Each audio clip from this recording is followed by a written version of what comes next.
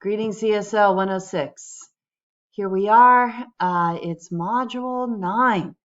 We are finishing up unit 3, deep into this discussion about business, different business practices. You are reading an article about outsourcing this week, and 10 new words here on Vocabulary Chart 3C. I have my book open to page 162. And we're going to take a look at the words here on page 162. We're going to finish the sentences. A lot of these words should be familiar. Some of them might be new. So let's take a look at them together. Hopefully you've already done page 162. You're free to pause here and get that work done before we go over the answers together. Page 162, let's just start with these first sentences. Yikes, I see that I've already written the first one there. Let's start here without the answer. Looking at number 1, we're looking both at the parts of speech that might be missing, and then we're also going to look for a synonym.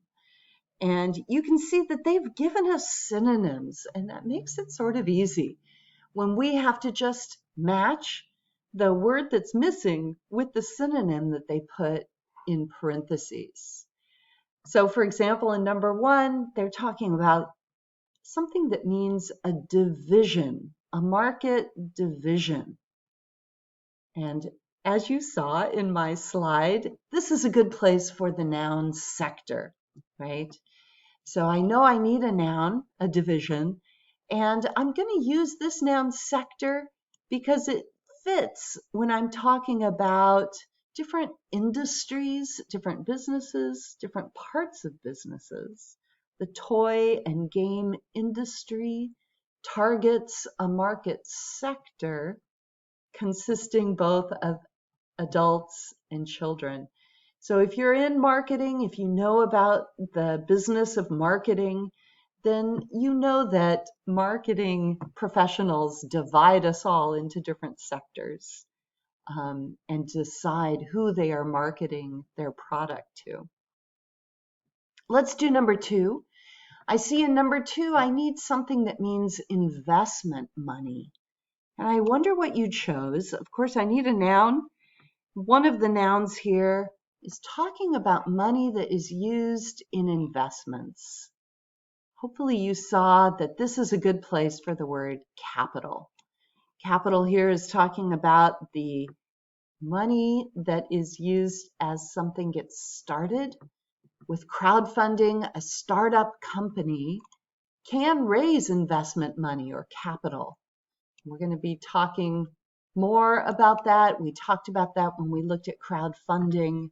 You're going to be looking at that as you look at outsourcing. Number 3, looking at something that means prospered. So I definitely need a verb here, right? The company prospered, but then it started to lose money. Which verb means to grow or to prosper? Hopefully you chose the word thrived. That's a good word. Some people say we don't just want to survive, we want to thrive. The idea of grow, prosper, develop. Let's take a look at number 4, the increase in output. Another word that means output. It's a noun, right? And it's something that I'm going to use to describe what a company might put out, or the result, can we say, of workers. I chose the word productivity. The increase in productivity may be connected to outsourcing. That's something that business people are always measuring. How is their productivity? They measure their profits. They measure their output, the products that they are able to produce. You can see all of these words, products, produce, productivity, are definitely related. And then number 5, Steve Jobs was a supporter. This is a familiar word we used before, a word that talks about a person who supports something. Hopefully you chose the word advocate. Steve Jobs was an advocate of user-friendly computers, right? He advocated that computers be more user-friendly. So let's just look at those 5 words. Let's say them together. Sector, capital, thrived, productivity, advocate. Hopefully the stress is marked and you can hear that clearly as we say those words. If we look at 5 more sentences, we need 5 more words. What words will we use to complete these sentences? So number 6, I need a noun, something that means an undertaking. I know undertaking is something challenging, right? And what word here is a noun that is something risky or challenging? Hopefully you were able to choose venture. And maybe you can see the relationship between adventure and venture.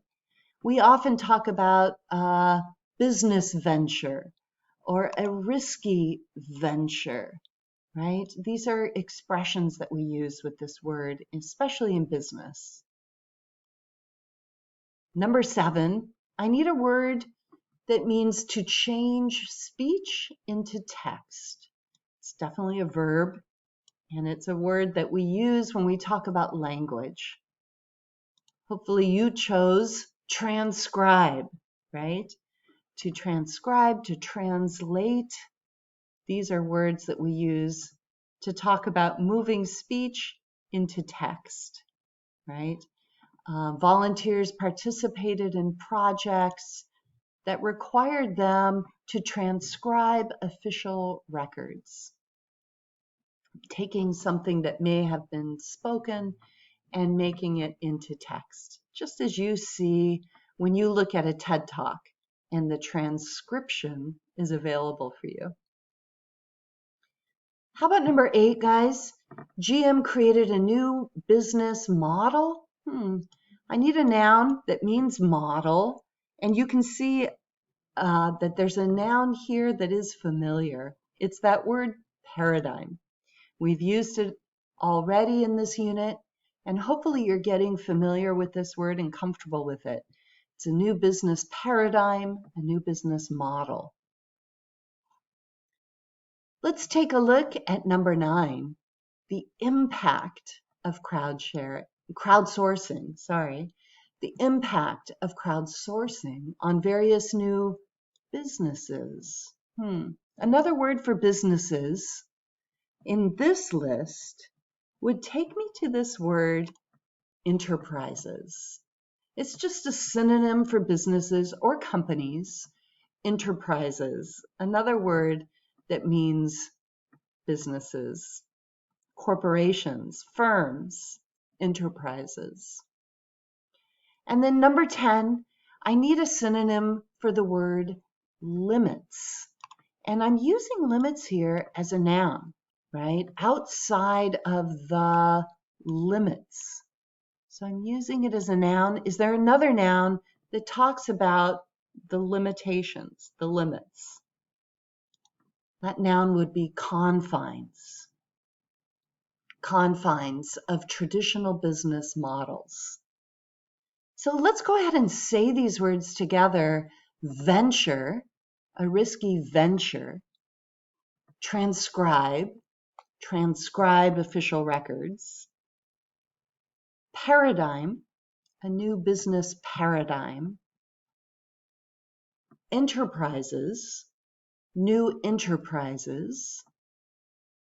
And confines, the confines of traditional business. Hopefully you're comfortable with those words. They're looking familiar to you. You can review them, of course, on Quizlet. There are more games and matching exercises for you there. You can write these words in your notebook. I hope you're keeping track of all the new words, especially the words that are unfamiliar to you. You can find more examples in the back of your book. I have a quiz for you to take. This you'll find in Module 9. It's quiz 3C. You'll be answering questions based on these vocabulary words. So go to work. I hope you'll get these words well established. You'll be seeing these words on the test at the end of Unit 3.